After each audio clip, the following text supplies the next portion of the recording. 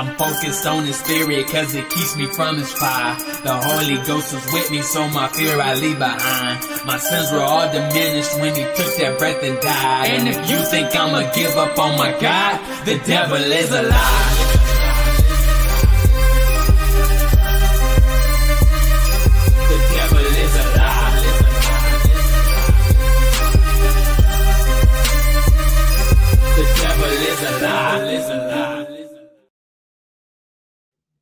Hello. Welcome to I didn't realize I'd be tiny. Hold on. Hello. Welcome to Black Teen News. I'm your host, Christina Barr, and today we're going to be talking about Pixar's film Elio and how that crashed and burned. And apparently it was supposed to be queer coded, and they ended up taking a lot of stuff out because I guess test audiences didn't like it. No one said that they would pay to see the film. And some folks said that stuff was deleted from the movie. And I love cartoons, and I actually went to school for animation for a bit, and I can tell you that I just don't trust the brand itself. And the reason why I'm not rushing out these films, I have nieces and nephews that I can bring them to the movies to go see this kind of stuff, but we're very protective about what they watch. So I'm not surprised. They're not doing so great. I just don't feel like they have the trust of parents anymore, and they lost it, rightfully so. So I want to talk about that. Ironheart has upset a lot of people because they're trashing Tony Stark for being a billionaire and questioning some things like, oh, would he be who he is without being a billionaire? So folks are like, what are you talking about? If you've seen the series throughout the films, of course, who he is. He's more than just his suit. He's more than just his money. And the character Riri Williams spoke. So I'm not surprised she said something like that, because people think like that all the time. You know, you can say it makes sense, and it does make sense, you know, but that doesn't mean that there's not people who say these things and believe these things, and those type of people aren't running for office and voted for people like that who are running for office. And so I also want to touch on some things that I didn't get to talk about yesterday because my power went out about the Democratic candidate for New York City mayor.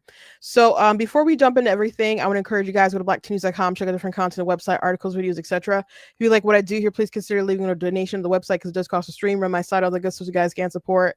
I very much do appreciate it. Appreciate you guys. If you can. You guys can also do super chats if you're watching on YouTube, or if you're watching it back, you guys can send like stickers and super thanks and stuff. You can send stars if you're watching on Facebook, but the best way to support is to go actually to the website. You guys can also check out different merch that's available on the website as well. You guys can also check out different books and stuff that I have written. There's a link in the description. There's a link in the description that'll take you to the Amazon page. If you're interested in any of the stuff that I have written, I have 18 books altogether. And I also have a link on my website. If you go to the merchandise page, there's a banner that'll take you to my actual book website. But fastest way, there's a link that'll take you to an Amazon page where you guys can look at my stuff. It's a new year. I want to get those new book sales. I want to see them KDP numbers go up. So go ahead and check out my stuff. Some exciting news, at least for me a bit. My sister, Tina, some of you go over and watch her stuff. Sometimes when she paints live, she has opened up she moved into a little studio space. So I was helping her before I came here. So it was all very exciting. So when I get my book Bigger out, we'll be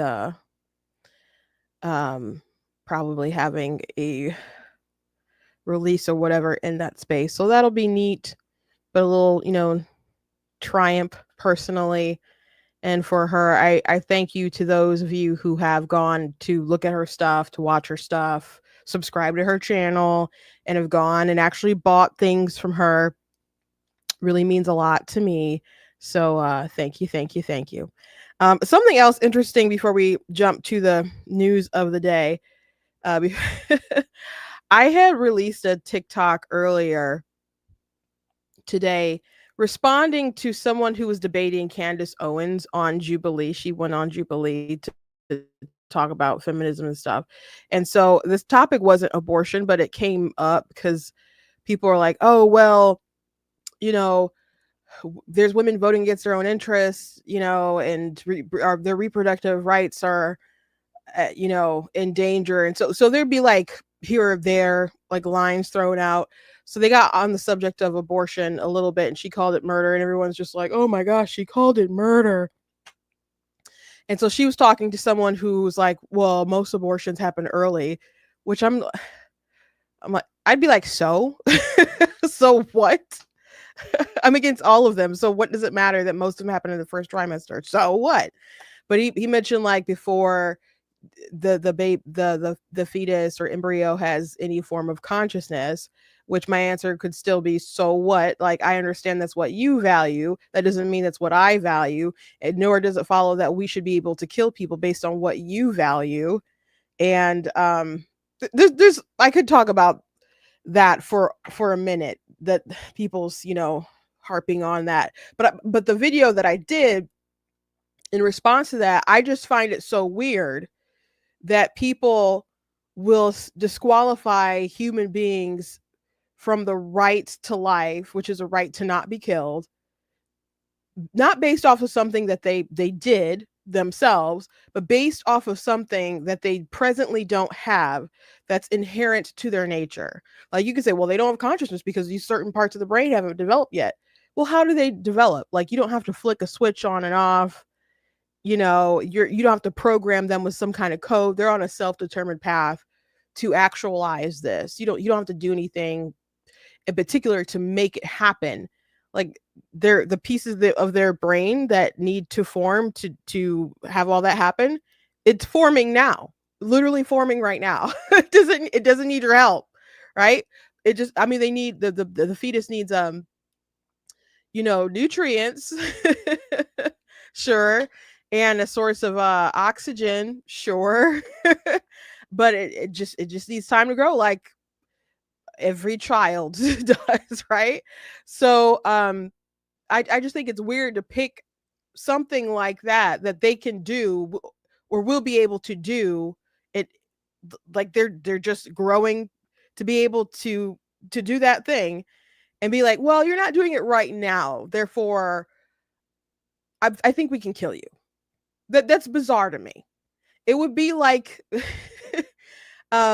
saying, hey, I value when babies can walk, and until you can walk, I think we should be able to unalive you.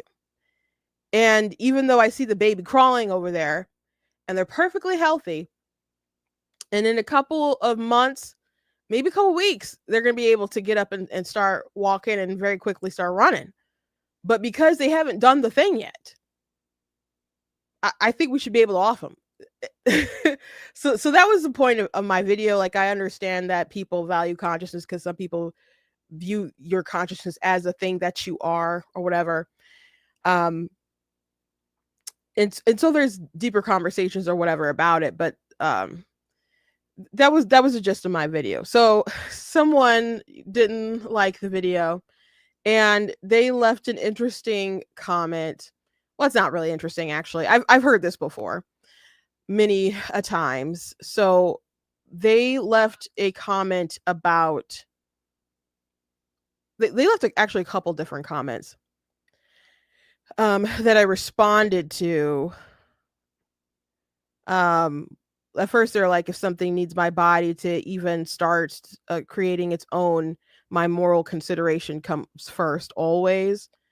And I'm like, well, I didn't write this, but exactly, like, the baby can't exist without you. Like, you provided the egg, the father provided the sperm, you guys did a little naked tango to make it happen.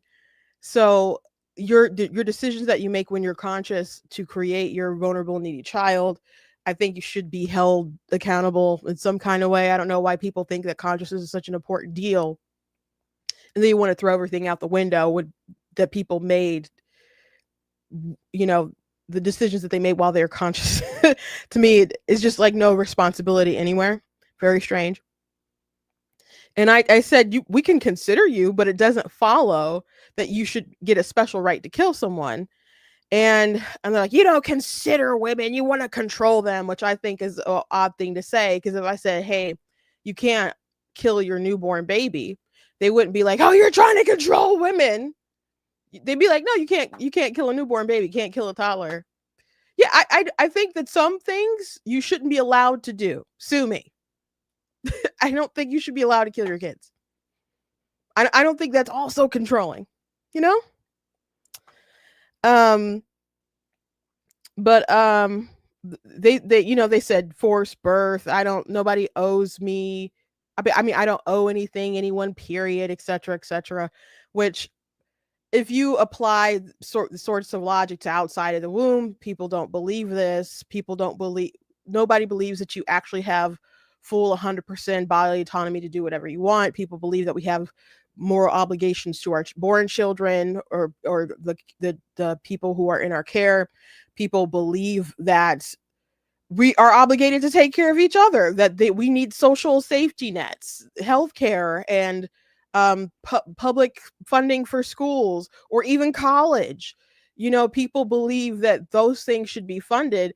We don't say, oh, if you can't survive on your own, screw you, go and just die in a ditch somewhere. That's not how we run our society. That's not how we advocate for our society to be. We all believe that we have some kind of moral obligation to each other. And a lot of these folks who say, I can do whatever I want, blah, blah, blah, I'm not, my child isn't owed anything from me. A lot of them believe that strangers have an obligation to give them a bunch of things because they want it. So anyway, that's the kind of conversation I'm having with this person.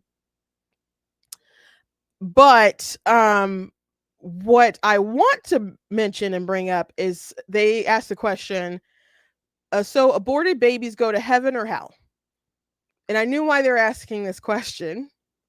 So my first response was, okay, the aborted babies go to the same place as newborns who die and toddlers who die. And I said, why did you ask that question? And I knew why they asked the question. I knew why they asked the question, but I answered it the way that I answered it because if their point is that if aborted babies go to heaven, what's the big deal about them being aborted? Because they're in heaven. If they live, they may go on to sin and may one day go to hell. So why not just, you know, do the ultimate cheat code, let them be killed, go be with Jesus, and so on. But I answered, they go the same place as newborns and toddlers. There's a doctrine called age of accountability. Like, you have to be of a certain age and mental comprehension to be able to make a decisions, to make decisions and be aware of what's going on, and whether you sin, and deeper religious questions or whatever, be accountable to your actions before you would be judged and get the ultimate judgment of going to hell and other things like that. So their argument would essentially be, why would I care about anyone, toddler or newborn or aborted baby, being killed if they can all go to heaven? But then when they responded after I asked my question, they still pretended like we were just talking about fetuses in the womb being aborted. But no, that logic should apply to all those kids, not just aborted fetuses. So this is what they said. My point is, if aborted fetuses go to heaven, then why would you want to risk their eternal damnation by forcing them to be born unwanted? And I don't see what being wanted has to do with whether or not they would find Jesus and ask Jesus to be their savior and believe that he died on the cross for their sins, etc. There's people who have absolutely terrible lives, and when they hit like the most rock bottom, they call out to God and they get their answer. There's people who are in a you could have the most loving home, and it's an atheist home, and nobody believes in God, and they're all going to hell. You can have a very loving Hindu family or Muslim family or whatever, but you know, if you don't accept Jesus, then you're still not going to heaven. So this unwantedness doesn't even make sense anyway. And they said, what if they don't believe in God, or they're gay, or they sin and they don't ask Jesus for forgiveness and go to hell? Why not just allow them to be in heaven with God? I thought that was the whole point of Christianity. God himself does not value human life if he is willing to rapture people in the end times. You take away how precious life is when you force it to be here unloved and unwanted and with no social support. God is mercy, and he already understands what that person is going through and going to do. Do not judge. Let God do that. Now, I don't have to judge what is right or wrong, because first of all, God did write that on our hearts, but God did write it in his law. We know that God hates the shedding of innocent blood. God is particularly TO'd about child sacrifice, and that is the conversation we're having when we're talking about abortion, especially elective abortion, where you're like, okay, well, I want to finish this job, I want to finish college, or I've heard actresses talk about how abortions improve their lives while they were holding up their golden little trophies, their little idols. I've heard Olympians talk about how they got abortions before they got that gold medal or whatever. You laid that child down at the altar and you sacrifice them for yourself. So abortion is, human sacrifice on the altar of self. And God was always really, TO'd about that. So that's an issue. And the shedding of the shedding of blood is sinful. So I don't want the women to do that, because I don't want them to be committing this heinous sin themselves. So why would I want all these mothers to be continuously doing something that separates them further from God? And as far as whether people grow up and do or don't go to heaven, and they choose to accept Christ or not accept Christ, everyone has to work out their own salvation with fear and trembling. That's between them and God, But as far as what I'm called to do, I'm also called to love mercy and to do justice, and just sitting back and allowing innocent children to be killed, that would be me doing something that is sinful, that is wrong, that God would call out as wrong. So many people got called out because they did not do justice. The Bible says, learn to do good, seek justice, correct oppression, bring justice to the fatherless, and please the widows and cause. And that's Isaiah 1:17. And then he told you, oh man, what is good? What does the Lord require of you but to do justice and to love kindness and to walk humbly with your God? That's Micah 6:8. So we're called to do justice. So me standing back and allowing all that stuff to happen, that's me being disobedient. So I'm supposed to spread the gospel, to try to, convince people to, open up their hearts to receive Jesus. But at the end of the day, they have to make that decision. And if the whole point of just Christianity and stuff was just to everybody to just go to heaven, then there just really wouldn't be earth anyway. So no, you're just missing a lot of stuff. So anyway, based on their principles that they're trying to impose upon me, again, it's not just aborted fetuses that would or wouldn't go to heaven. That would be all children. So you're saying I shouldn't care about newborns or toddlers, infants or whatever being killed. And what does that mean? That we shouldn't arrest them, so they shouldn't go to jail? I should just be apathetic, be like, it's whatever. Oh, I heard my neighbor was gonna go home and drown her baby in the bathtub. Oh, I get at least the baby will go to heaven. Like, is that what they're advocating for? I don't believe so, because they skipped over the part where I said the newborns and stuff. and they only want to address the aborted folks. So yeah, this is a really silly comment. I'll have to do a TikTok just specifically addressing this, but I wonder how old this person is because it's just wild. It's just wild. So to say you take away how precious life is when you force it to be here unloved and unwanted with no social support, like we are supposed to care for the poor and the needy and so on. Personally, like I saw someone the other day say tweet out like, oh, when the the government does stuff, they call it socialism, and when other people do stuff, they call it charity. It's like, yeah.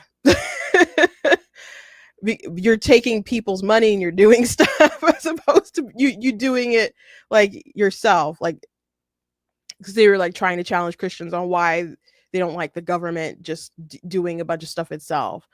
And I do warn people, I don't have an issue with social safety nets, some of them, you know, but the more you get entangled with the government, the more they can control you. That's one of the reasons why nurses were forced to take the vaccine or lose their jobs, because of how the federal money was entangled within the hospitals and stuff. So the more they're entangled in your children's schools and in your personal health and things like that, the more they get to control you. That's just, you know, how it's going to be. So I warn you about being too dependent on the government. But yeah, like Rand Paul will say, you know, Senator Rand Paul will say, you don't have a right to health care because you don't have a right to my labor. But him personally, he'll do free eye exams and other things like that in surgeries and stuff for people because he feels that is his duty as a Christian to give back to those in need. So you have a personal responsibility to do those things. But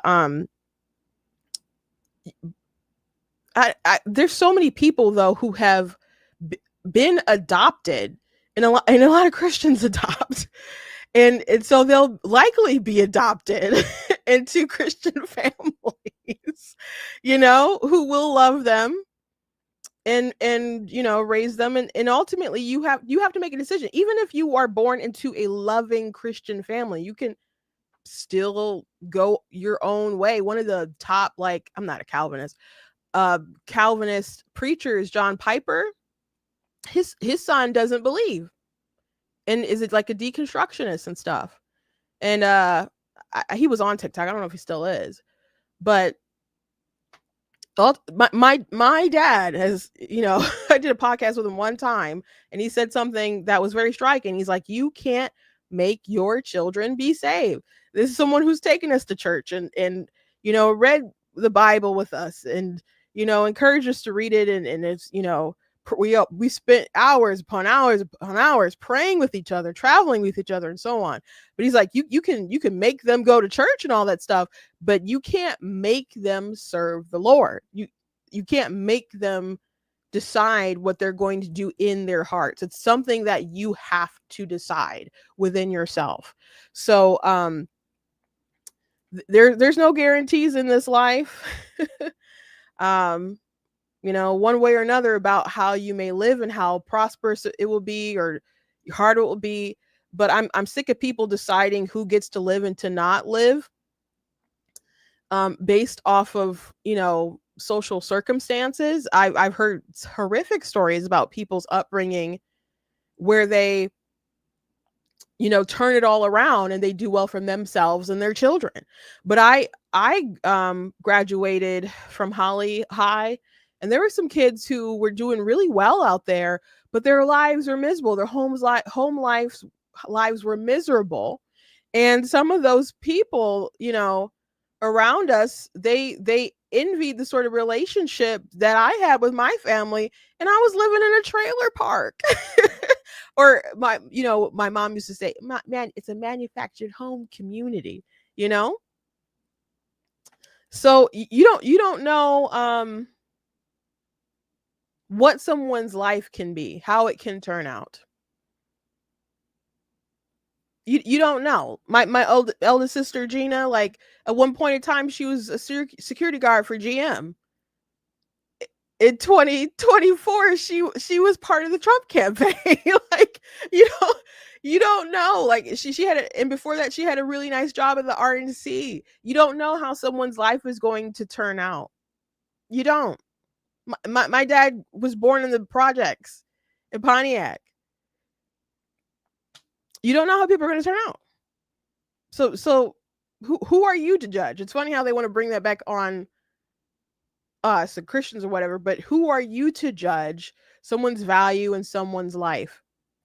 And if you aren't a believer, if there is no afterlife and all you have is today, all you have is the life that you are living here on earth. I guess if you're an atheist, you can have two different perspectives on this. And you can have the perspective of I can do whatever I want to fulfill myself because I want to make the most out of my life. And if I want to end someone's life, to steal from them, to whatever, I'm going to do it because I want to maximize my life and what brings pleasure to me. Screw everybody else. I'm going to have the thrill of my life for as long as it is here because I'll be gone. And another way to look at it is we're all here for only the amount of time that we have. So life is precious. And all life is precious. If I value my life, and you value your life, it would follow that other people in the womb would value their lives. And if I value the capacity for consciousness, I shouldn't just value it for those who have reached that, but those who are who inherently have that capacity. And we should want those beings to flourish because all we have is this life, and then we'll be gone. So I think there's two ways to look at it. If you don't believe, but even if you are a Christian, I assume heaven is amazing. But there's different experiences that you have on earth. There's things that you love on earth that you're not going to be able to have in heaven. When I get to heaven, I don't think I'll care about solo leveling, right? But I sure did enjoy it here on earth, right? There are things, when my mom passed away, I wanted her back, but at the same time, I'm like, gosh, that's selfish. She's in heaven. Like, why would she want to come back? And, I want her, she's got the best of life or whatever, but there's still experiences that we had together, or things that I wanted out of her life here on earth that I won't have her for. So there's just different experiences and things that we want as human beings in the flesh. Desires that we have are just that are different than when we're just spirits or whatever in the next life. So depriving humans of their current experiences here on earth, it seems also evil. On top of the fact that we're made in the image of God, therefore it is wrong to kill us, just as a biblical principle. So anyway, that's all I'll say about that. I didn't mean to talk about that long, but it just kind of happened, so it was just on the top of my head. Abel likes the line, "The naked tango."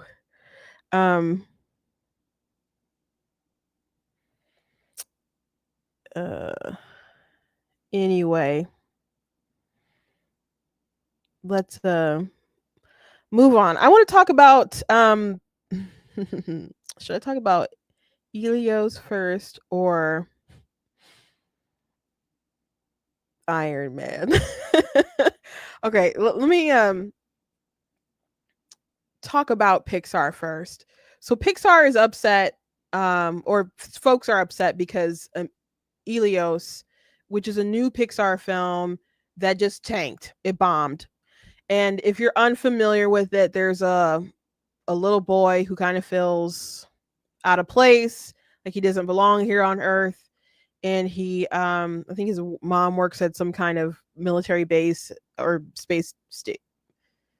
I think it's a base, and he has like equipment, and he reaches out, and he ends up getting abducted by aliens, and friend forms a bond with his little baby alien or whatever. So I don't know. It looked okay, I guess. Not like super exciting, but I am not surprised that it didn't do well. And I saw that there were different interviews, and people were like, well, don't be upset, don't claim that you want original content and you don't support original content. Maybe that's a little fair, but everybody's not going to like your original content just because you put it out and be like, oh, we got to support it just because it's new and it's different. Well, you still have to hit it out of the park, right? You still have to do a good job. Just because it's new and not like Toy Story 26 or something doesn't mean that you're owed an audience. You still have to give people a reason to get in the seats. I'm pretty numb to Pixar and Disney and their projects, and I think Pixar being under the Disney umbrella doesn't help it. I don't trust this brand anymore, and I've had this conversation with you guys a lot. I don't trust the brand anymore.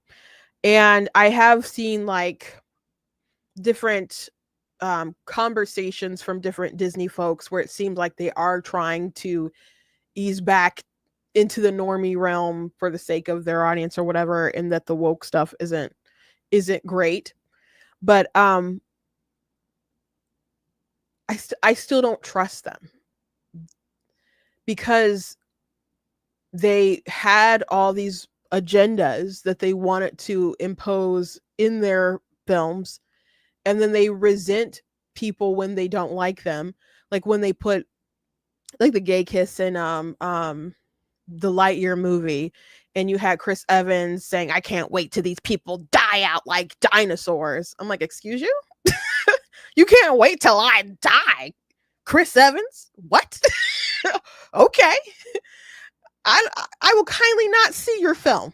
I will kindly keep my money in my pocket, okay? If that's how you feel. Really the Disney's adversarial spirit toward Ron DeSantis in Florida when it came to the Don't Say Gay bill, which didn't say that. It just said like you can't teach about gender identity and sexuality in grades K through 3 in a way that's deemed inappropriate, and also you can't hide important information from parents, like if your kid is you can't have like a secret transgender plan for a kid and not alert the parents and stuff. And there were reasons why that needed to be passed, because there were teachers like having secret gender plans and planning which bunk they stayed in overnight, whether it's a girls cabin or a boys cabin and stuff. So that law needed to be passed, and when people actually read it on both sides of the aisle, they agreed with DeSantis, but it became such a big story nationally and so on. And at first Disney kind of wanted to stay out of it, but there was a lot of like creatives in Disney who were just so hurt and speaking up about it, so they eventually said that they would use their money to try to get it repealed. I'm like, oh, Disney. You make your money from my money when I spend it on you. So you're saying you're going to use my money that I give you because you make content for myself or in kids in my life, my nieces, my nephews, and so on. But you want to take that money so you can invest it into people who don't respect parental rights and then indoctrinate the children in grades K through 3. So that was one of the many things that I despised about Disney. on top of a lot of other stuff. They're like, their content has not been great. Like, I'm not saying they haven't put out some good stuff in the past couple years or whatever, but they've been fumbling a lot of balls and dropping a lot of bags and so on.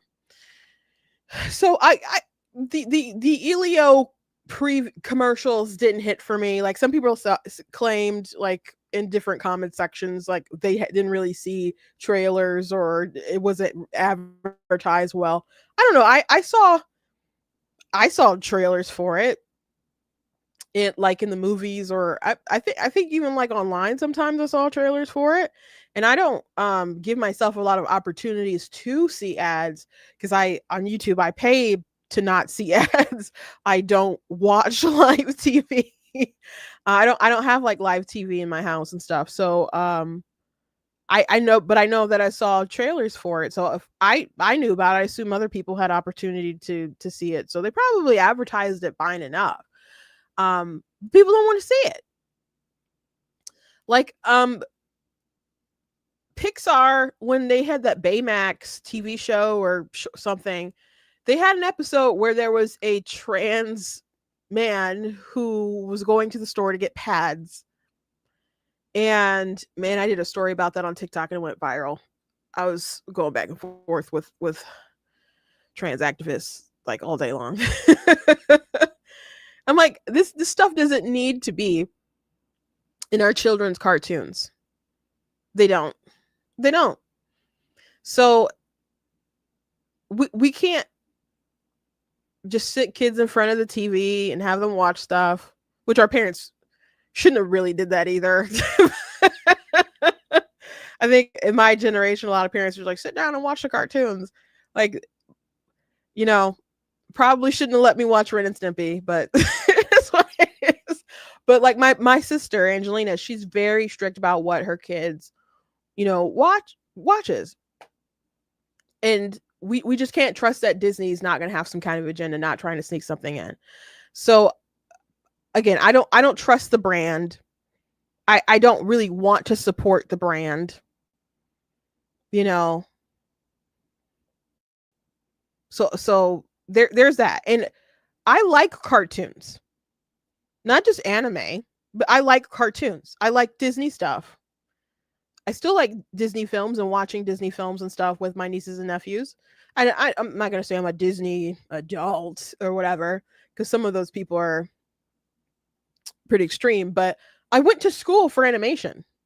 Like, I wanted to make a cartoon. So I like a good cartoon. I loved Incredibles. The second one was okay, but I didn't feel like it was worth all the wait for how long it was between the first one and the second one. I really love, Toy Stories. I really loved Monsters Inc. Oh my gosh. I remember watching that in school, and then I had my sisters watch it. And when they said goodbye, they were all crying, and they're like, that's not the end of it though, is it? And then they cut to the scene where the door is being shredded, and Tina was just on the couch with her head back and tears were just rolling down her face. And I'm just trying to hide my body. Like, when I laugh, my shoulders will shake, and I just had to hide my whole face so people didn't see that I was laughing, but I'm just like shaking because I'm like laughing at their reaction. And of course, they were united at the end. But that's probably one of my favorite Pixar films. I love Monsters Inc. But I feel no joy for them. I have no enthusiasm for them. I can't explain how everyone else feels, but that's how I feel. I don't trust this brand. I'm not excited for this brand. I don't want to really support this brand.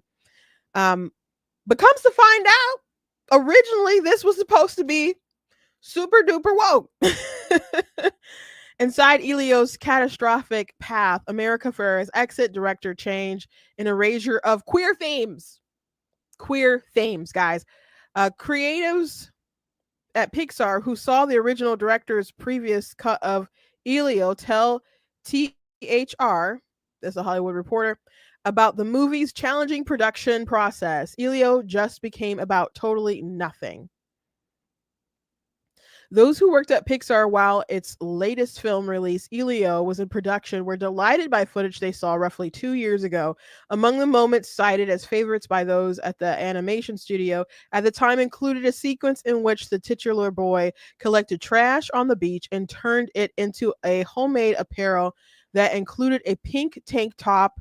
The movie's team would refer to Elio showing this off to a hermit crab as his trashin' show.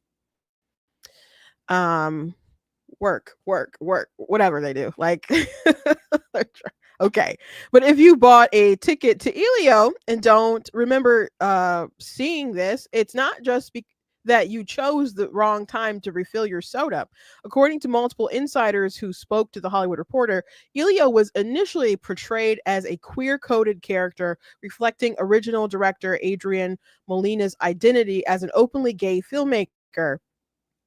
Other sources say that Molina did not intend the film to be a coming out story, as the character is 11.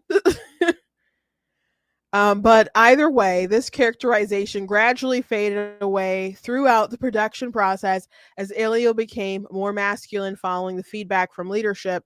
Gone were not only the direct examples of his passion for environmentalism and fashion, but also a scene in Elio's bedroom with pictures suggesting a male crush. Hints at the trash fashion remain in the released film, with the boy wearing a cape decorated with discarded cutlery and soda and tabs, although without any explanation for an unusual attire. Elio's turbulent ride began well before its calamitous nosedive at the box office during the June 20th to 22 corridor. Indeed, the summer of 2023 became a fateful one for the animated film about a lonely boy beamed into outer space by an intergalactic organization after being misidentified as a leader of Earth. The writing was first on the wall for the troubled production when the film from Molina, known as the co-director of Pixar's Oscar-winning 2017 hit Coco, conducted an early test screening in Arizona. Although viewers expressed how much they enjoyed the movie, they were also asked how many of them would see it in a theater, and not a single hand was raised, according to a source with knowledge of the event. This sounded alarm bells for studio brass. It was around this same time that Molina screened his latest cut of the film to Pixar leadership. There are differing accounts of the exact feedback that the director received from Pixar boss Pete Docter. When the lights went up, the rumors circulating in some of the studio circles that Molina was hurt by the conversation. The part that is clear is that Molina exited the project soon after, and much of Elio was reworked under new co-directors Madeline Seraphine and Dome Shi. After a year-long delay, the film arrived in theaters June 22nd and bombed with just 20.8 million domestically, the lowest opening frame at the box office in Pixar's history. I was deeply saddened and aggravated by the changes that were made, says former Pixar assistant editor Sarah Ligatich. I guess that's how you say it, I don't know, who provided feedback during Elio's production as a member of the company's internal LGBTQ group, Pix Pride. Although she praises Sarah Veen and she as filmmakers, she notes that a number of creatives working on the film stepped down after the directors shared their first cut of the movie. The exodus of talent after that cut was really indicative of how unhappy a lot of people were that they had changed and destroyed this beautiful work. Another Pixar source disputes that people stepped down in response to Molina's departure. Well, so they had all the stuff in it, and people didn't like the film, and so they decided to make some changes. And now they're like, oh gosh, they butchered the film. I don't know what the original looked like. I haven't seen the film. But I can understand studios being like, oh, that's a problem when no one in this theater said that they would go actually see the film. You know, when I went to go see an early showing of Am I Racist, I was willing to bring my family to go see Am I Racist again because it was very entertaining. So it's an issue when folks see a movie and they don't actually want to pay for a ticket. The changes to Elio were clear to one former Pixar assistant who worked on the film and asked to remain anonymous. It was pretty clear through the production of the first version of the film that the studio leaders were constantly sanding down these moments in the film that alluded to Elios's sexuality of being queer. Not long after that final 2023 screening of Molina's cut for Pixar Brass, the company announced internally that Molina would take a break from the project, leading to a period of inactivity for those working on the film. Sources tell The Hollywood Reporter that Molina was informed shortly thereafter that Seraphim, who wrote and directed Pixar's 2020 short Burrow and was storyboard artist for the 2022 feature Turning Red, and Elio would be elevated to director. Molina was given the opportunity to direct Elio with Seraphine, but after the numerous notes and changes to his original vision, he decided to leave the project. That does kind of suck. Like you worked on other stuff and then they like boot you to like co-director. I can't really blame him for stepping away. A short time later, Pixar announced internally that she, the director and co-writer of Turning Red, would join Seraphine to direct Elio. During the summer of 2024, Dr. Told The Wrap that Molina left Elio to move to an unnamed priority project. A fuller picture came in March of 2025 when Disney CEO Bob Iger announced the studio's development on Coco 2, which sees Molina returning as co-director. Disney acquired Pixar in 2006. I don't know if Coco had a co-director. I heard Coco was good. I never saw Coco. But I did hear it was good. Suddenly you remove this big key piece, but now y'all got to be worried about Coco. Y'all got to be worried about Coco. I'd be worried. Just go. You better, see before your children do, or read the blogs. Suddenly you remove this big key piece, which is all about identity, and Elio just becomes about totally nothing, says former Pixar artist. The Elio that is in theaters right now is far worse than Adrian's best version of the original, adds another former Pixar staffer who worked on the film. The character Elio was just so cute and so much fun and had so much personality, and now he feels much more generic to me. I mean, again, I haven't seen the film, but he seemed like a weird kid that was looking to belong somewhere and finding his place based on the trailer. So I don't know how they, even if they cut some stuff out about him having posters of his male crush, and having a trashing show. I don't see how that would annihilate his character development, but whatever. Maybe they're just salty. I don't know. Still, the film was released in theaters, earned a solid review, supporting an 81% of critics rating on Rotten Tomatoes, along with an A Cinema score, A+ for viewers under 25. In her review for The Hollywood Reporter, critic Angie Hand calls the film a perfectly nice kiddie sci-fi adventure. Some of Elio's changes were more noticeable than others. When the film was first announced in Disney's D23 fan event in 2022, America Ferrera took the stage to describe her role as Olga, Elio's mom. At the following D23 in 2024, the Emmy winner was announced as having left the film amid scheduling conflicts, with Zoe Saldana joining the cast as Olga, now Elio's aunt. Sources tell The Hollywood Reporter that Ferrera had already recorded dialogue for the film, but that her decision to exit was attributed to Molina's departure, not to mention that frequently being called back to re-record lines due to script changes likely took its toll, says the former Pixar artist. America was upset that there was no longer Latinx representation in the leadership. Ferrera did not respond to requests for comment, nor did Molina. Pixar finished 2024 on quite the high note, with Inside Out 2 topping $1.6 billion at the global box office to become the year's biggest film. Additionally, the studio had announced that Andrew Stanton, the Oscar-winning director of such hits such as Finding Nemo and Wally, would helm Toy Story 5. I don't know why they're making a Toy Story 5. I can't, the latest installment for Pixar's highest-grossing franchise, as the studio continues to prioritize sequels of its flagship characters. But the looming cloud over the coming months was the fate of Elio, given limited public awareness of the original movie and the fact that its release has been delayed significantly. Media reports have cited its production budget as 150 million, but former Pixar employees tell the Hollywood Reporter that the film cost far more than that. The artist who worked on the movie was not privy to the specific figure, but estimates it's well north of 200 million, given that Molina's version was nearly complete, which she says makes the catastrophic box office feel worse. In citing a similar theme to other former Pixar staffers, the artist emphasizes that Seraphim and she did all that they could to give the leadership the best film possible amid the circumstances. I'm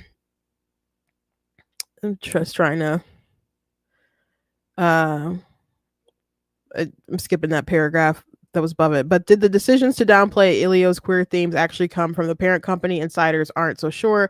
A lot of people like to blame Disney, but the call is coming from inside the house, says the artist. A lot of it is obeying in advanced behavior coming from the higher execs at Pixar. The person cites such examples as next year's animated feature Hoppers having to tone down themes of environmentalism, and also reveals that a movie in early development got a startling note. The director is told, "You can't have divorce in this movie," which is so wild. A different story with knowledge of the project downplays the notion of this representing major meddling and sees such suggestions as typical of any early development process, noting that there's no mandate prohibiting divorce.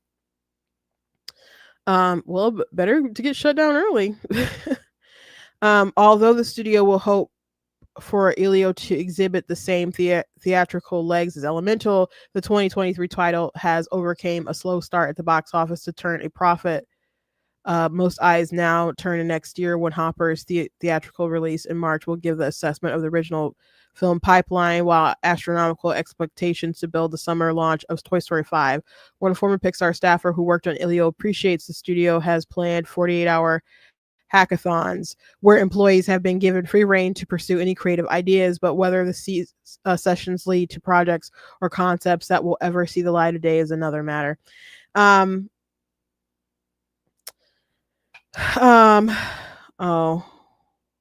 once that Coco goes against Christian beliefs. I mean, I know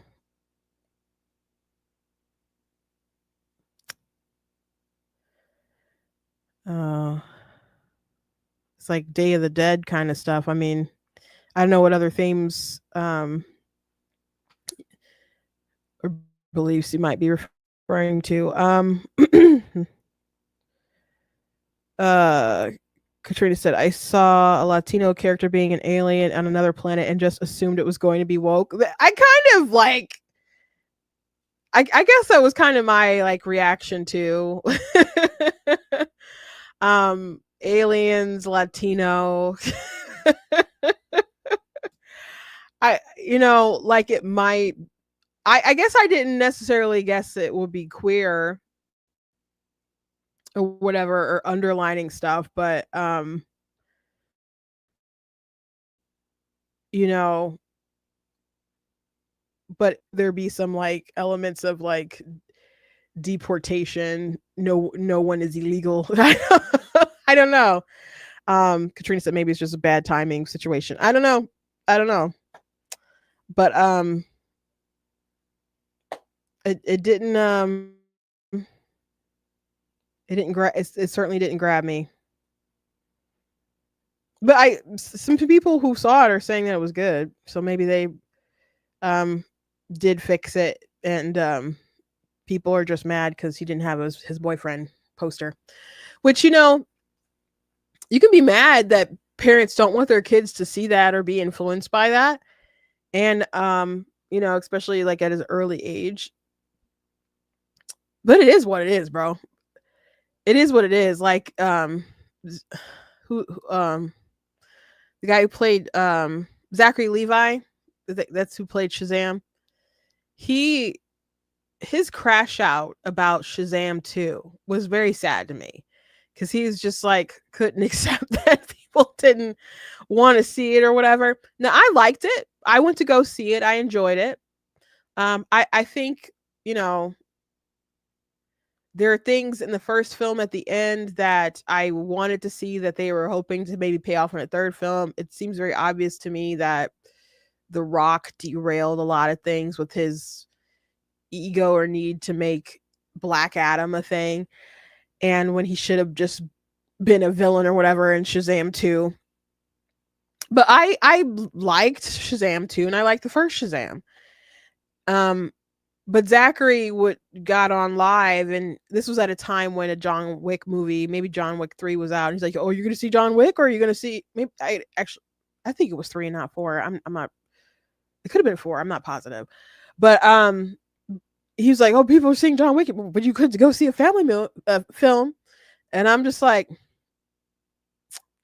is it really a family film? Because there's things in there that if I was going to take a kid, I wouldn't like appreciate, because there was Mary who went out drinking and they didn't show her drinking, but she had a hangover, you know, which I guess the kids had some beer in the first one, but they were like, "Oh gosh, this is gross." Um, but like the very first opening sequence is pretty violent. Like the people were like attacking, mind controlled and attacking each other, and then turned into stone, you know.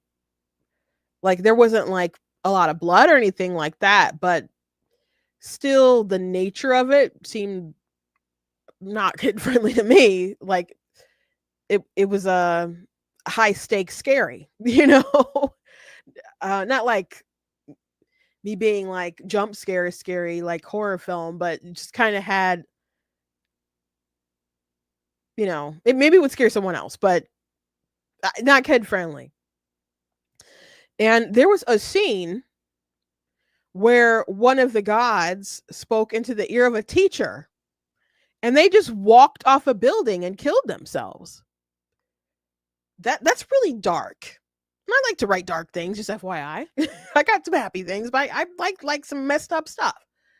So I'm not like complaining about it. But if you're gonna say it's a kid's film, I don't think watching someone against their will, like their will being taken and them walking off a building and killing themselves, is family friendly.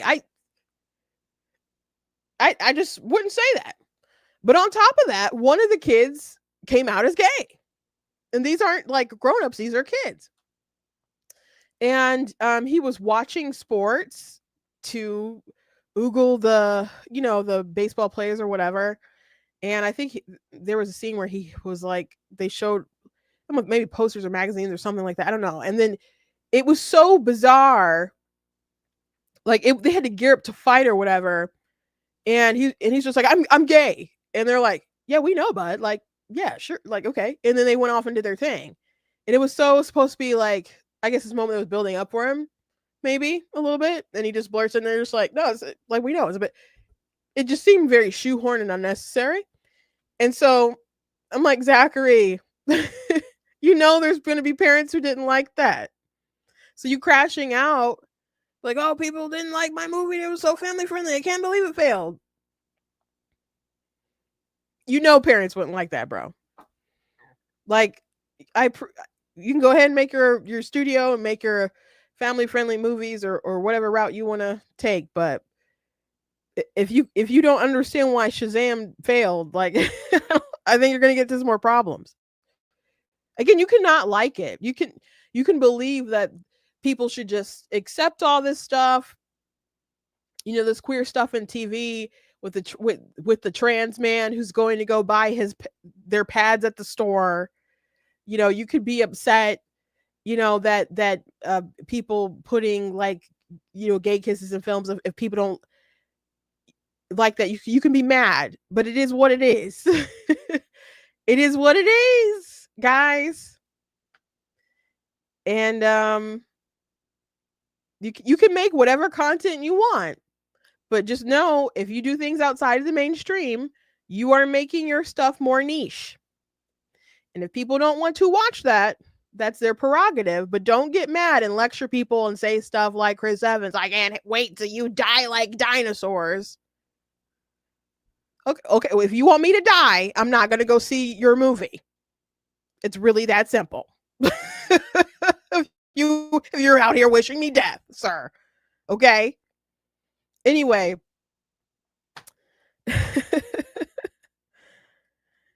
So Shawnee said big hypocrite. She actually wants to see Toy Story 5. I don't, the story, a lot of people felt like it was really complete after 3. And 4 was fine, but is Woody not a lost? He's a lost toy with Bo Peep. How are they going to get reunited? And is he going to be in the next film? And it's not Toy Story without Buzz and Woody and stuff together. So, they had to say goodbye to Andy in the 3rd one. Andy's grown up. He passes his toys off. Which you do pass toys on or throw them away. But in this case, they passed them on to a new owner, so I thought 4 was fine. Some people don't think 4 should exist, but, Woody looking for his place and, he's happy, like on a different path where he could play with lots of different kids. I just don't see how their story is going to intersect with the other toys. And I don't feel like, I don't want to see them reach to make it happen, really stretch to make it happen. But maybe they won't. I don't know.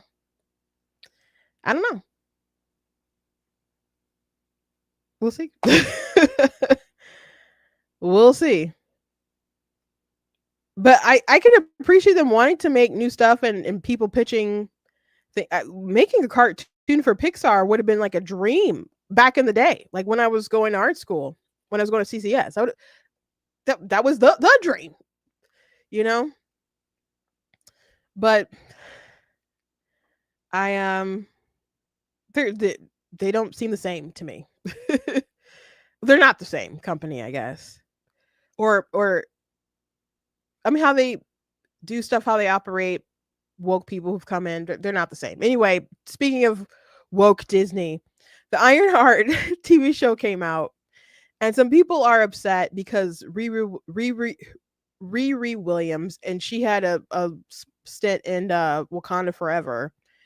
She's a young Black woman who made a vibranium detector in Wakanda Forever, and so she makes her own like Iron Man suit or whatever. So she's Ironheart, and in the film, in the series, again, I haven't seen the series. She's very much wants money and she teams up with the Hood and other people doing crime to get money. And she's like, I want to be iconic. And her mind is very much on money. And I don't know if what she will do that will be heroic or won't be heroic or whatever. I don't know what will be the end game with this character. But people are upset about this line that's in the film or in the show. Do you think Tony Stark Sorry, let me turn that up. And this is actually a TikTok that someone made. I'm not going to play the whole TikTok because they have music in there. It'll probably get this hit with a copyright thing. So I'll stop it when it gets to that point. But do you think Tony Stark would be Tony Stark if he wasn't a billionaire? Tony Stark was able to build this in a cave. With a bunch of scrap. So, yeah, this idea that like, would Tony Stark be Tony Stark if he wasn't a billionaire? And that's a discussion going on. And there's people defending it saying like, yeah, she has a point. Like Tony couldn't have did what he did if he didn't have all these money and resources. And that's the point. If they're same. And if and Tony, if he was in the circumstance that she was in the circumstance, I guess she'd be stealing and doing all kinds of nonsense like Tony, like she's doing. And no, that's not the case. And I think if Tony wasn't a billionaire, he's smart enough that he would be doing stuff that he would become a billionaire. I think it's inevitable for Tony Stark. Okay, I think it's inevitable, but interesting that they're asking this question, and so many people are crashing out about it, because the Iron Man films have answered this question, like, who is Tony besides the suit? And he's like, I am Iron Man, you know. But he built all these weapons for the government and so on. He got kidnapped by terrorists, and they wanted him to build a weapon, and he ended up making the Iron Man suit in a cave with a box of scraps, and ended up escaping and stuff. And once he saw that the terrorists had took his weapons, used his weapons, and how they were being used for bad actors and stuff, he's like, okay, I'm just not gonna sell my weapons and stuff. I'm going to stop all that. And he concentrated on making the Iron Man suit and so on. So, it's, I don't even, by the way, I don't even like Tony Stark, but the first Iron Man was really good. It's just so well done. And when it got to the end, when he was in the press conference and he was going to make up some story to be like, I'm not Iron Man or whatever. And then he was just like, I am Iron Man. And then the press and the media got up, that moment made me say, I want to watch this movie again. There are very few movies where I have paid to see it a second time in theater. And Iron Man was one of them. And great. And remind you, I don't really like this character. Why don't you? Because I've read the comic books and I don't like him. He's a jerk. I don't like him, okay? I don't have time to go into all the reasons. But yeah, he and in the second film, the second film, they held the whole demon in a bottle that they kind of changed it around or whatever story. What was it? Him out, drinking alcohol, whatever. But he was having these kind of crises, and he was poisoning himself, and he made the new element. The second one was a really hot mess for me. But the third film stripped him down, and he had to do all this stuff. He went to a hardware store and bought supplies, and broke into fought the bad guys with just different appliances and stuff. He was working out of a kid's garage. It was really about stripping him down, and I kind of dug it, to be honest, until the Mandarin reveal. And then I was like, okay, this movie is trash. This movie is trash. It's one of the worst films I've seen in the MCU. It was so bad. I hated it. I was so angry. Why were you so angry? Because I've read comic books with the Mandarin, and that was a joke. In a not funny way. But also the first Avengers film, when you had Tony combating Cap, and they got into an argument, and Tony said stuff to Steve like, everything interesting about you could be was made in a lab or grown in a lab and stuff, and he was disrespecting him, like, you're basically this serum, and Steve was like, what are you without the suit? And he's like a billionaire, philanthropist, playboy, and so on. So by the end of it, they respected each other, because Tony was able to see that the man that Steve is beyond just his physique. And then Tony got to see, Steve got to see that Tony was willing to risk his life going into the wormhole, stopping, Loki and his army and stuff. And he was just willing to die to save humanity. And at the very end of Endgame, he was willing to do that again. So they asked the question about who his character was. They've stripped him down, and then there's other things that we learned throughout the series, like he built his first circuit board or whatever at 4, first engine at 6. He graduated MIT at 15 or something really ridiculous, or maybe that was when he hacked into the Pentagon on a dare. I don't, graduated really early. He's just he's one of the smartest people on the planet, guys. But on top of him being very smart, Tony Stark also has charisma off the charts. They draw him attractive. He's suave, very charismatic, on top of being intelligent. And that gets you get along. you can get a long way with those. With those things. What I have a friend who fundraises for like a think tank and stuff. And it's very hard for a lot of nerds to raise their own money because they don't know how to talk to people. They don't.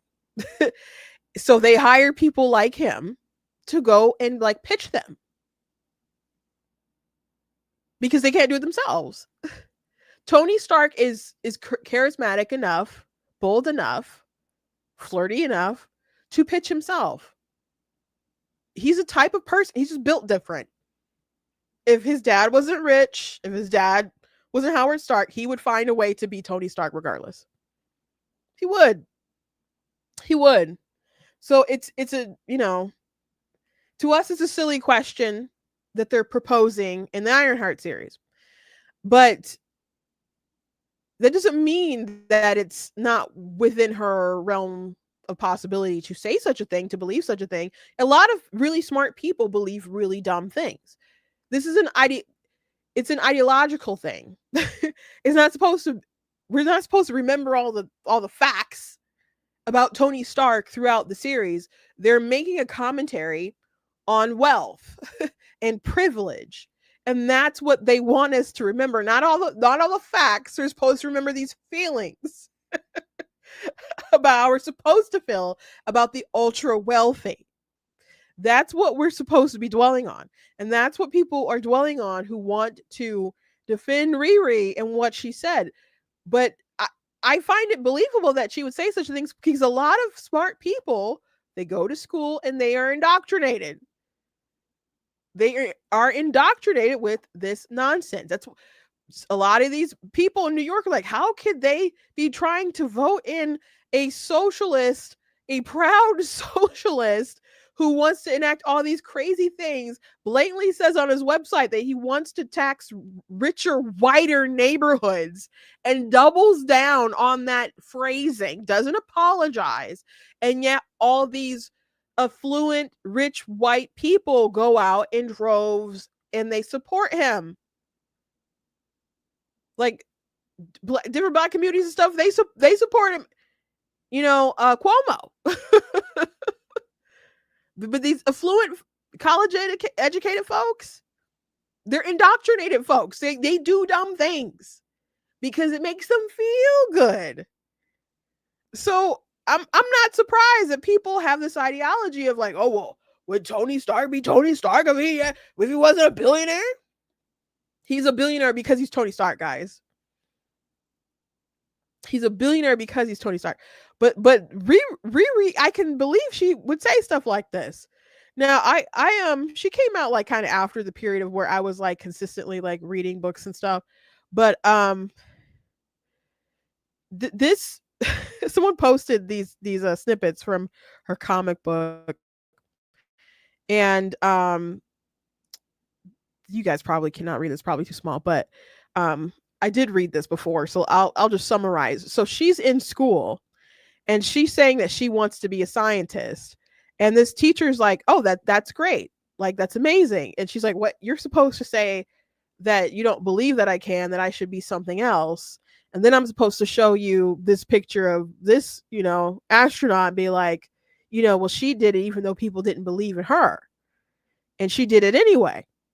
And then her teacher's like, oh, well, but because of people like her paving the way, people don't believe stuff like that anymore. We're living in a different time where you can be whatever you want because of people like her. And then she tells her teacher like, well, I wanted you to tell me that I couldn't do it so I could prove you wrong. This isn't her comic. That she's angry that this woman isn't racist. She's angry. This little girl is mad that her teacher isn't a racist. So, I don't know, if people want to watch a show, they can watch a show, but you just have to remember, not every character you're going to watch and like are going to think like you, are going to be right wingers or middle of the road or whatever. This person is a lefty. Okay? So don't be surprised if they believe or espouse leftist sort of rhetoric. This does not seem like an off the wall thing that she would say or believe. So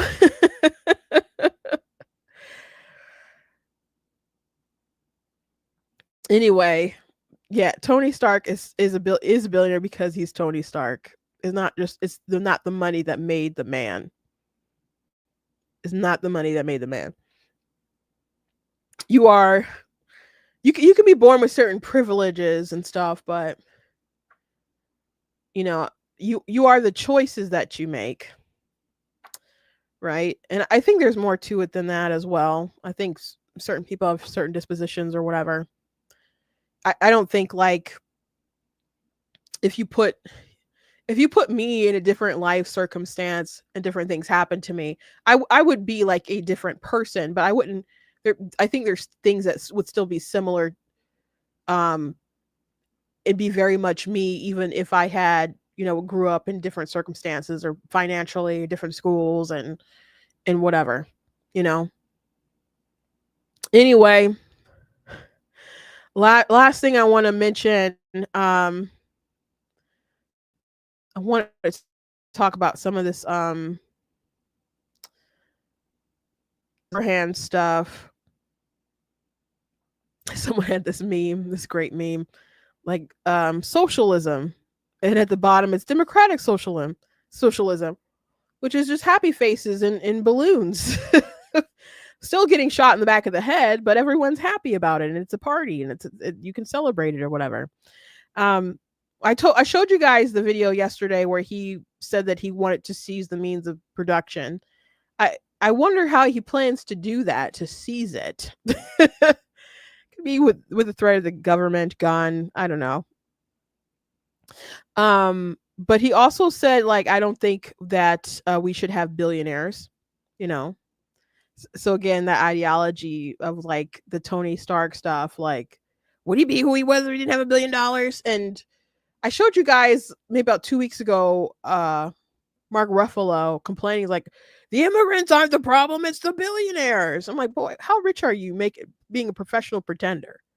And you get to say the billionaires are bad while your side uses billionaires to enact pretty evil policies and stuff.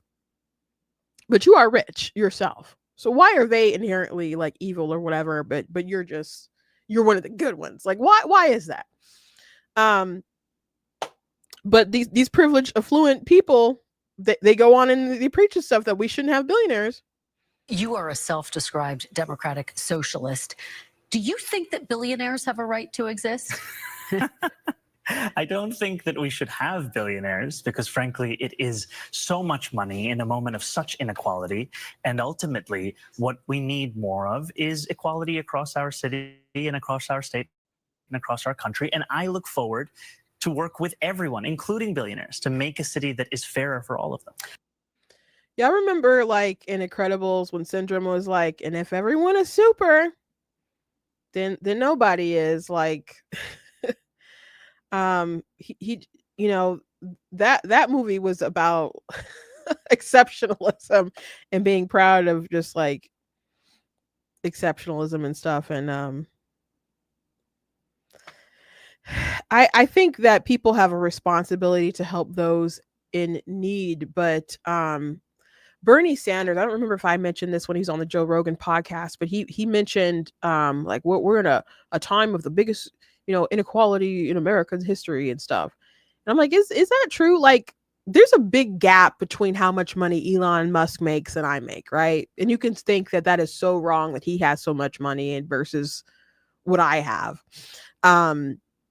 You can think that's so wrong and that's so evil. But to compare that to, like, I don't know, other times where, like, before a middle class even existed, they say that, like, Ford and the automotive industry and stuff, that, like, that's what created the middle class system in America. I just, you know, the gap of like having just extreme kind of poverty versus like people having, you know, massive amounts of wealth. I wouldn't want to go back to that time and trade that time for now, where we, you know, there's a lot of people who are struggling, but they have laptops and cell phones and, you know, cars and multiple cars. And, you know, things may not be easy in some parts, but, you know, our struggle isn't the struggle of the past. So just believing that we're at such a time of economic disadvantage compared to other times in history, that just doesn't sound right to me. But I want to play this clip about the whiter neighborhoods. And realize there's a policy proposal that says your plan, and I'm going to quote it for folks, is to share expensive homes in richer and whiter neighborhoods. Explain why you are bringing race into your tax proposal. That is just a description of what we see right now. It's not driven by race. It's more of an assessment of what neighborhoods are being undertaxed versus overtaxed. We've seen time and again that this is a property tax system that is inequitable. It's one that actually Eric Adams ran on saying that he would change in the first 100 days. He's since sought to defend it and lost at every juncture in court. And I understand you're saying we're simply describing the types of neighborhoods that would see these increase in taxes, and yet by invoking race, do you run the risk of potentially alienating key constituents? I think I'm just naming things as they are. And ultimately, the thing that motivates me in this is to create a system of fairness. It is not to work backwards from a racial assessment of neighborhoods or our city. Rather, it's to ensure that we actually have an equal playing field. And right now, what we see with the property tax system is one that is overtaxing a number of New Yorkers and undertaxing others, and an inability of political will to resolve that. So no plans to change that language on your website. The focus here is to actually ensure a fair property tax system, and that the use of that language is just an assessment of the neighborhood. All right. Like, don't tell me that it's not about race, bro. Like, if there was a neighborhood that was wealthy but black, would you put on your website, we're going to tax wealthier black neighborhoods? Would you do that? Would you put that on blast? I don't think you would. I don't think you'd be like, well, I'm just describing what kind of neighborhood it is. I don't think you'd do that. What if we just describe the neighborhoods like this neighborhood? This is this crime-ridden black area, you know, and put that in policy things on the websites of candidates. That's insane to think he could get away with saying that stuff. And people are just gonna let him, and people are gonna fawn over him, and they, because he's a Democrat candidate. Like on CNN, this guy kind of tried to cover, I don't know, pacify what he said. Now, before I show you what this news anchor in the middle says, and I play this clip, I want you to remember who he is. He looks very familiar, does he not? You have probably seen this picture before, and you've probably seen this chyron of a fiery but mostly peaceful protest after police shooting, okay? So this is like, don't believe your lying eyes, just listen to what we have to say, read the chyron, ignore the flames. So with that in mind, here's Scott Jennings with this fella here. I gotta leave it there. Nobody's going to be able to walk Manhattan after he defunds the New York City Police Department, Maria. I wouldn't advise. Oh, sorry. My Wi-Fi went bad for a second. Let me start over. I gotta leave it there. Nobody's going to be able to walk Manhattan after he defunds the New York City Police Department, Maria. I wouldn't advise walking Manhattan after he gets rid of the police force. Just to jump in, Mom Johnny. Just to jump in. Hold on. Mom Habit for defunding MPD in 2020. He's since said his goal is reform, not defunding, and then also. Exactly. That was 5 years ago. That wasn't that long ago. And you can say all kinds of things when you want to run for office, but I think we need to, when you say who you are, we need to believe you, or you need to at least come out and talk about how dumb that was and why we have reformed your thinking and your policies. No one ever pressed Kamala Harris to really describe why she changed her mind on certain things, but she didn't really change her mind. People were just trying to cover for her. So these people are trying to cover for him. I don't think they'd be this fair to Donald Trump. I know they wouldn't be fair, but he's a Democrat running in opposition to Trump and so on.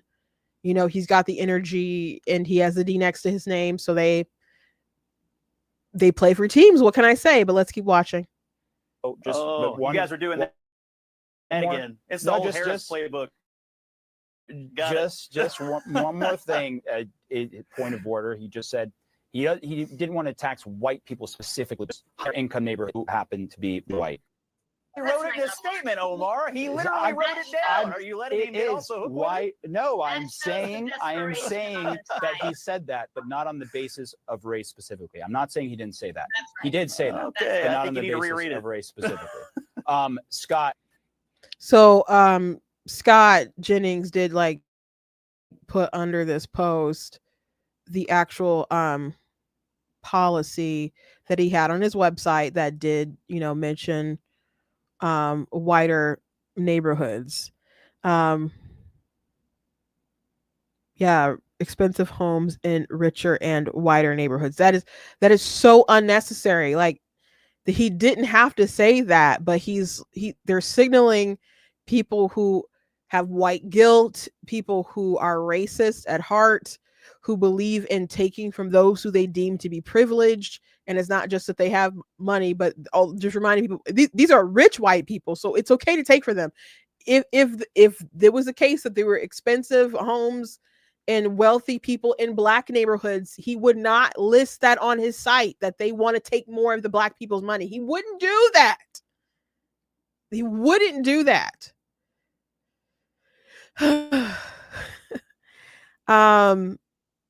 And the last thing he said, he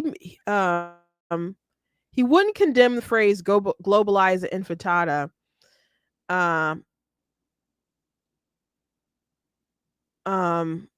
But he let me see if I can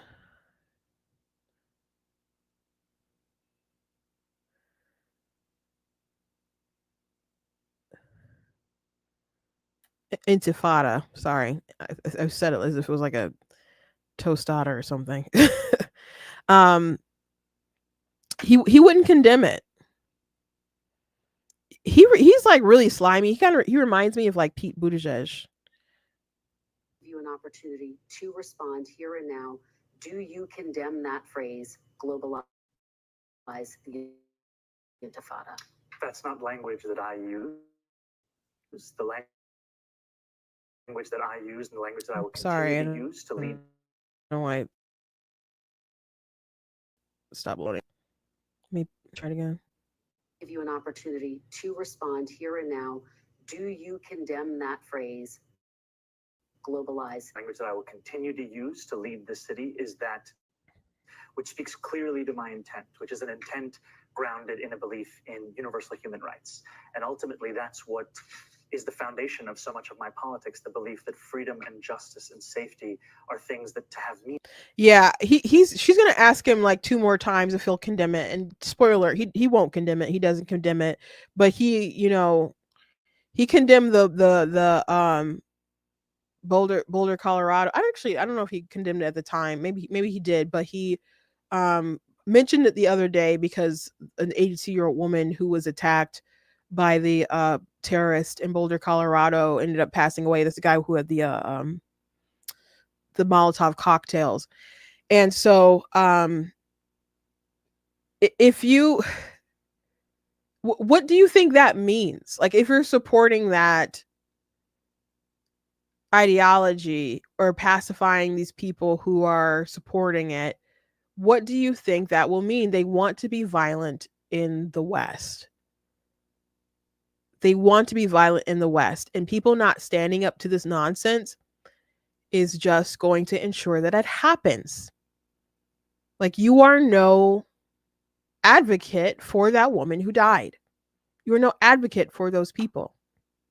when you will not come out and just condemn that ideology that's saying. It doesn't mean let's go hug and kiss and share unicorn stickers.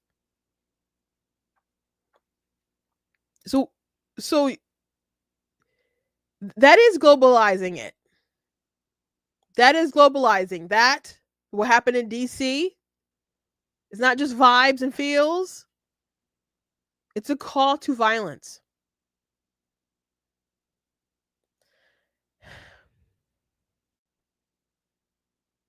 So it's telling that he wouldn't just condemn globalize intifada.